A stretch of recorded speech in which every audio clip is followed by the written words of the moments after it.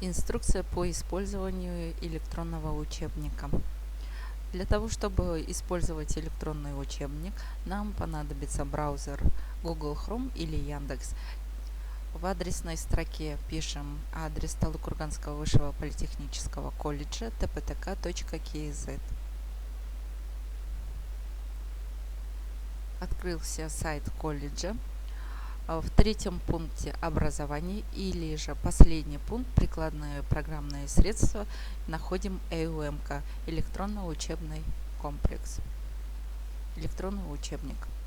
Во втором пункте электронного учебника, где информация, находим ссылку «Студент». Здесь вводим свой логин и пароль. Откроется наш личный кабинет. Здесь в первом пункте нужно будет выбрать изучаемые дисциплины. Предметы выбираем исходя от курса. Если вы студент первого курса, то изучаете предметы, касающиеся первого курса. Если вы студент второго курса, то тогда выбираете предметы второго курса. Если вы студент третьего курса, то тогда выбираете предметы в третьем курсе. Здесь откроем любое. Допустим, я студент третьего курса. Открываю первый предмет. Это введение в сетевые технологии. Начинаем с введения. Здесь у нас 38 тем.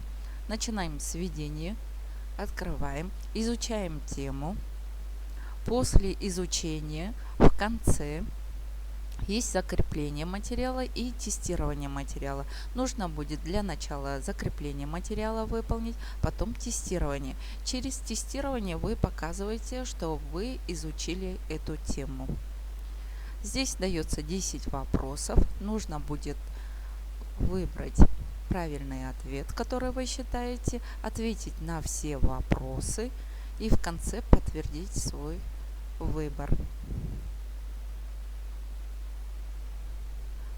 Подтверждайте свой выбор.